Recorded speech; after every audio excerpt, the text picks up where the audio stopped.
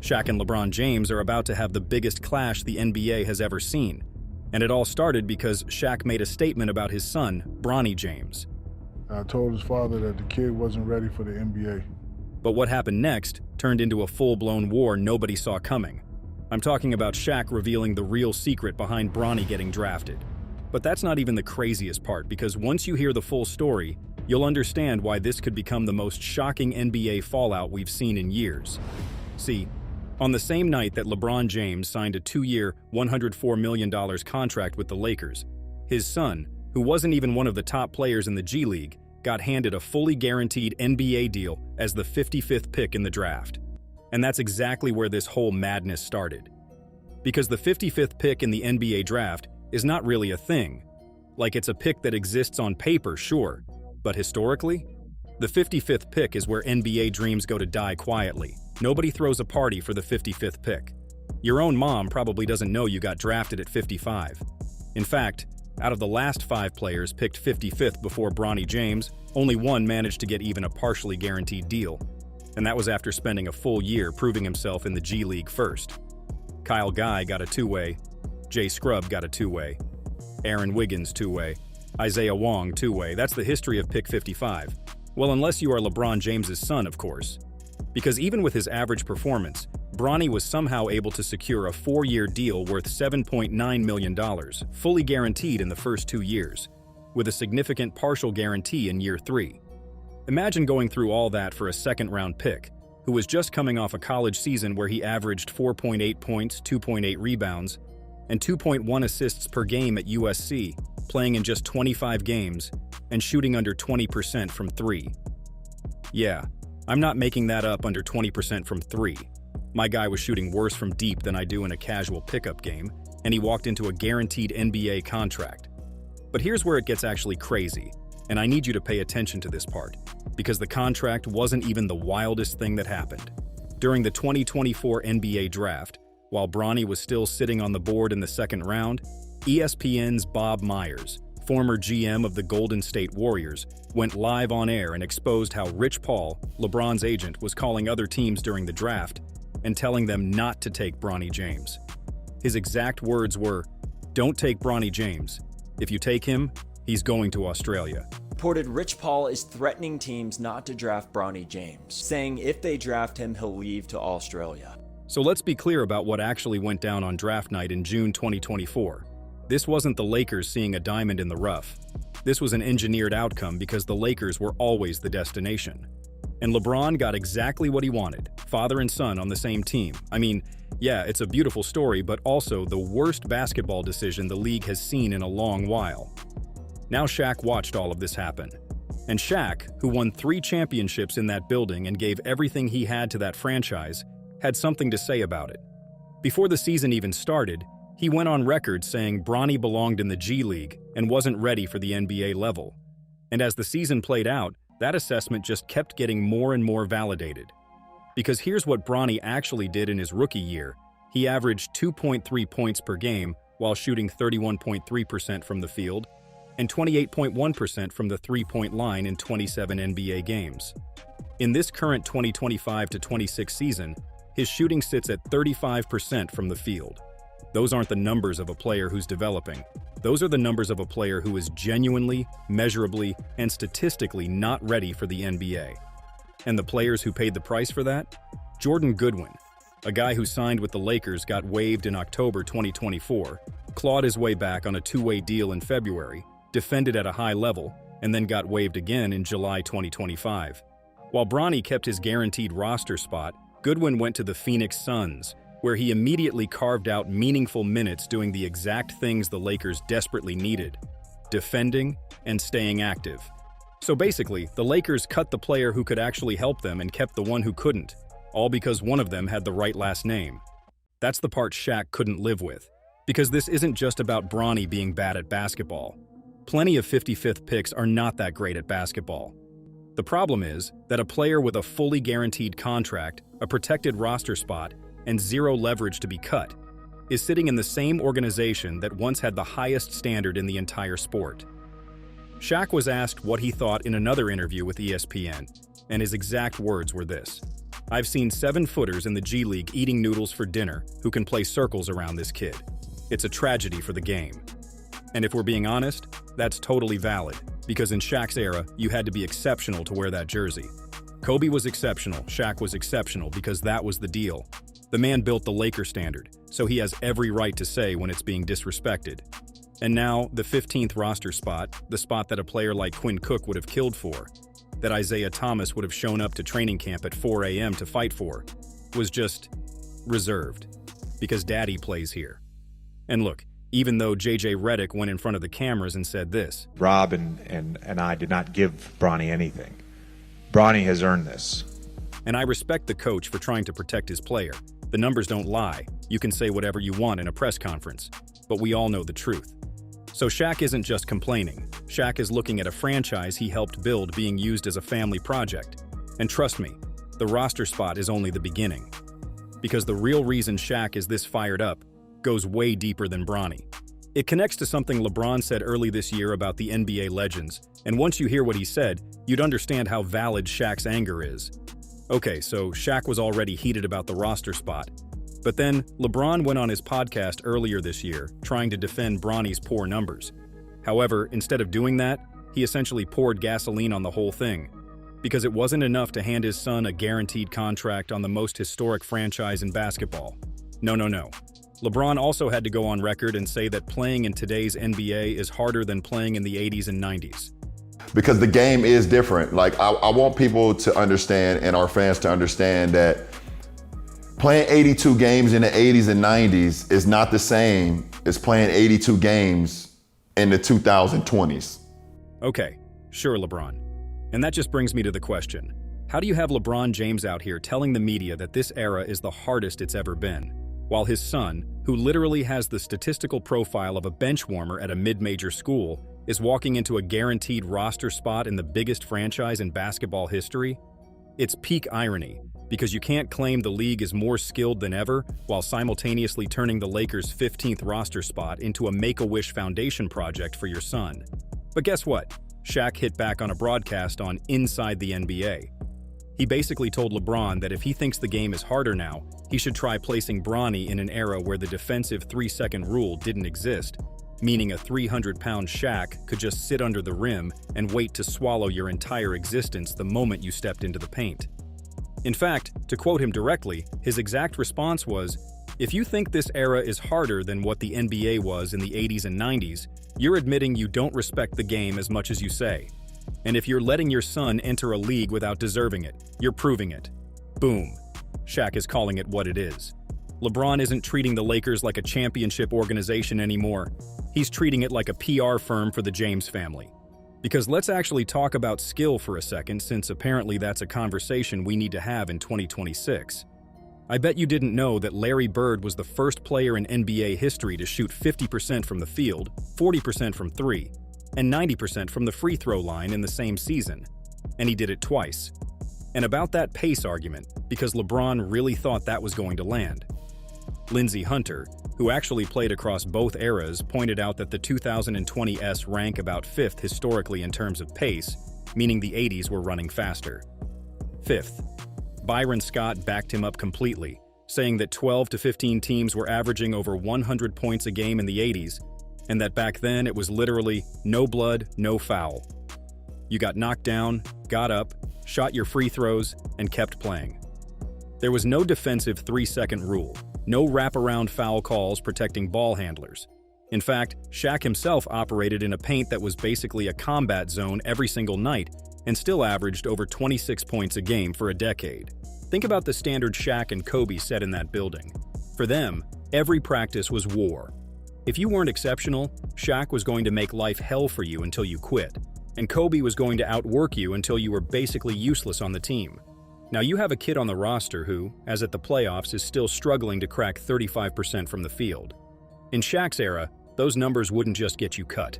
They'd get you laughed out of the facility, and somehow this kid is taking up a spot that could have gone to a hungry G League monster who's actually ready to contribute. That's what Shaq cannot get past. And trust me, it gets worse, because at this point you might be thinking, okay, this is just Shaq. Shaq and LeBron have history, Shaq has an agenda, this is personal. And honestly, That's a fair thing to think. Except here's the problem with that theory. It wasn't just Shaq, not even close. The entire league has been talking about this for years now. Let's start with Stephen A. Smith, because this one genuinely escalated in a way nobody saw coming. Back in January last year, Stephen A. had been going in on Bronny's numbers on First Take, talking about how he wasn't ready and how the whole situation was unfair to the kid and the league. Right now, Bronny James is averaging 0.3 points, 0.3 assists, and 0.4 rebounds. Normal media stuff, right? Well, I thought so too until March 6th last year during a timeout of the Lakers-Knicks game at Crypto Arena. LeBron walked up to Stephen A. courtside and went to confront him in front of cameras.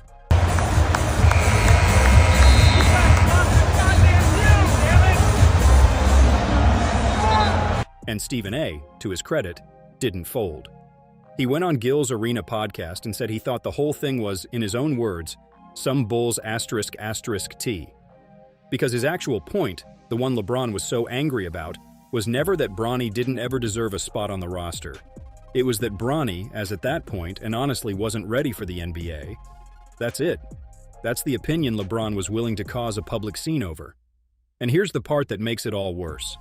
Before LeBron ever approached him courtside, Clutch Sports, LeBron's own agency, had already reached out to Stephen A. privately about his Bronny comments to sort of intimidate him and stop him from talking about Bronny.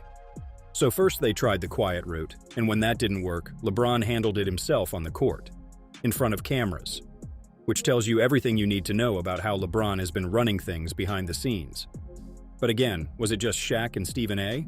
Nope, because Charles Barkley had been saying the same thing since before the 2024 season even started. Before Bronny played a single regular season game, Barkley sat on the inside the NBA desk and said flat out that Bronny wasn't ready.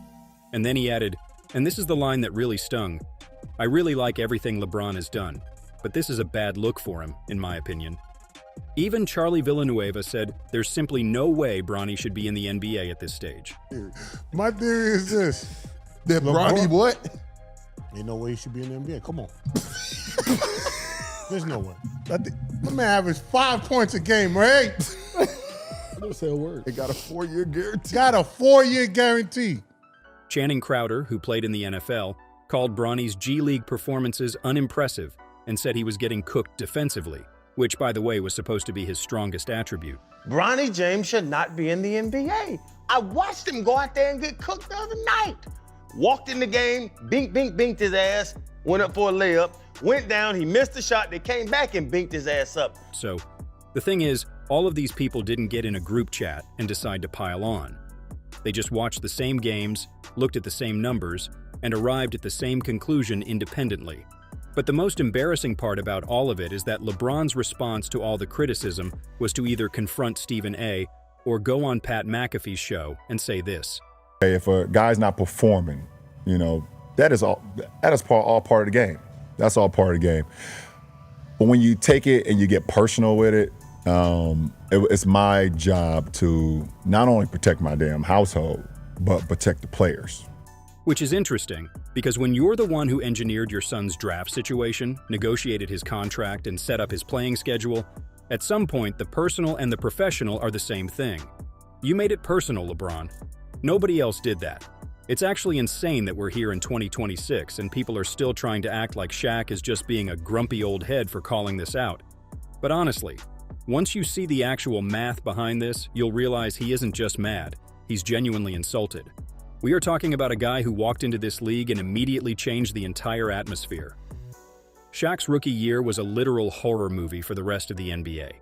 He averaged 23.4 points, 13.9 boards, and 3.5 blocks. He was a force of nature. Now compare that to Bronny James in 2026, who is currently fighting for his life just to crack 5 points on a Tuesday night. It's not even the same sport. If Bronny plays for 15 years at his current trajectory, he would literally need to play 40 seasons just to catch up to the total rebounds Shaq grabbed before he even turned 30. That is the level of standard we're talking about here. And for those that are core NBA fans, we all know the NBA isn't new to finding late-round diamonds. Think about guys like Patty Mills or Aaron Wiggins. Those were 55th picks who actually put in the work. developed in the trenches, and became real NBA assets. Instead, the Lakers took that potential and lit it on fire to run a $7.9 million family experiment. Shaq spent 15 years straight, never averaging less than 17 and 9. He did that while banging bodies with actual monsters like Arvydas Sabonis, Patrick Ewing, and David Robinson. Literal giants who would have swallowed Bronny's 6'2" inches frame whole without needing a second jump. Want to know what's crazy? Even LeBron couldn't hold it in any longer. During a high-stakes matchup earlier this season, their perfect father-son image finally cracked, because Bronny made such a massive, low-IQ defensive lapse that LeBron didn't just give him a teaching moment, he actually started yelling at him in front of the entire court. Check it out yourself. First father-son duo on the floor together. Bronny to LeBron, and kind of looks at his... Oh, and the fans? They're not joking with their votes either. Reports from late 2025 showed that Laker ratings are officially in the dumps. People are tired of seeing the most popular franchise in basketball history turned into a plaything for LeBron and his family. So, to me, I don't think Shaq is hating. He's mourning the soul of a franchise that used to value winning over everything. But here's the crazy part. This isn't even the end of the drama. Because if you thought the guaranteed contract was a slap in the face, the actual day-to-day logistics of Bronny's contract will make your head spin. Get this. Reports are coming out that according to Bronny's contract, he is only playing home games for the South Bay Lakers. I'm dead serious. It's 2026 and we've officially reached the era of the work-from-home NBA internship. Imagine being some guy in the G League right now, eating cold Chipotle and sleeping on a Greyhound bus night after night just to get a 10-day contract, while you look over and see Bronny essentially opting out of road trips because apparently Prince Bronny is too high and mighty to grind and put in the work like the other players. Shaq absolutely lost it when he heard this, and honestly, same. He went on a legendary tear asking when the NBA became a part-time gig. It's a total diva move that's completely nuking any respect in that locker room. And you won't believe the fallout this is causing with the actual pros on the roster. We've got internal reports coming out that guys like Rui Hachimura and DeAndre Ayton, who, let's be real, have enough on their plate, are privately complaining to the management. I mean, just think about it. How is JJ Redick supposed to look a veteran in the eye and talk about accountability or sacrifice when the rookie on the end of the bench can choose which games to play or not? It makes the coach look like a substitute teacher who lost control of the class. Michael Wilbon actually talked about this and pointed out that the way the media was helping the whole thing was a disservice to the game that the legends built with sweat and blood. And he's right. We're out here tracking a kid who can't crack a rotation while actual hoopers are getting ignored. Chuck was even more blunt. He said he is incredibly disappointed at how the Lakers handled this. He said you don't get better sitting on a bench or skipping road trips. But he should be in the G League. Dan, you don't get better sitting on the bench. I agree. I wanted him to stay another year in college if he was going to. The Laker standard hasn't just dropped. It's been deleted, erased. You have the older fans who lived through the Shaq-Kobe three-peat era looking at this and realizing the most iconic franchise in history just traded its entire soul for Instagram impressions and a reality TV storyline. Imagine, just for a second, walking into a 2003 Lakers practice and telling Kobe Bryant that the rookie in the 15th roster spot gets to opt out of road trips. Yeah, see how impossible that sounds? Kobe didn't care about your last name or your highlight reel from high school. He cared about whether you were willing to bleed for the purple and gold. In fact, in the Shaq and Kobe era, the tension was so high that these two almost came to blows just to keep the standard from slipping an inch. Now fast forward to 2026 and we have a player who is literally not ready for the league, being forced down our throats. If you aren't willing to make the sacrifices necessary for greatness, you're just taking up space. That was the unspoken rule of the 2000s Lakers. Now compare that mentality, where everything, every minute, every dollar was earned through sheer obsession, to this era where a player can force his team to draft his son.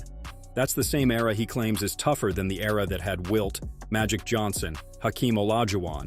However, the drama finally hit its peak during a recent Inside the NBA broadcast, where Shaq gave an ultimatum. He looked straight into the camera and dropped a line that sent shockwaves through the Lakers front office. He said, "If this kid is the future of the Lakers, then the Lakers have no future." Boom. No fluff, no PR spin, just the cold, hard truth from the man who put 3 trophies in that building. When you prioritize a family project over professional excellence, you aren't a championship organization anymore. You're a reality TV show. At the end of the day, we have to ask, is Shaq hating on the James family, or is he the only person with the balls to tell the truth while everyone else is walking on eggshells? And if you're a LeBron stan and you actually believe a 4 PPG player like Bronny deserves a guaranteed Laker jersey, tell us why in the comments, but bring the receipts because the numbers sure aren't on your side.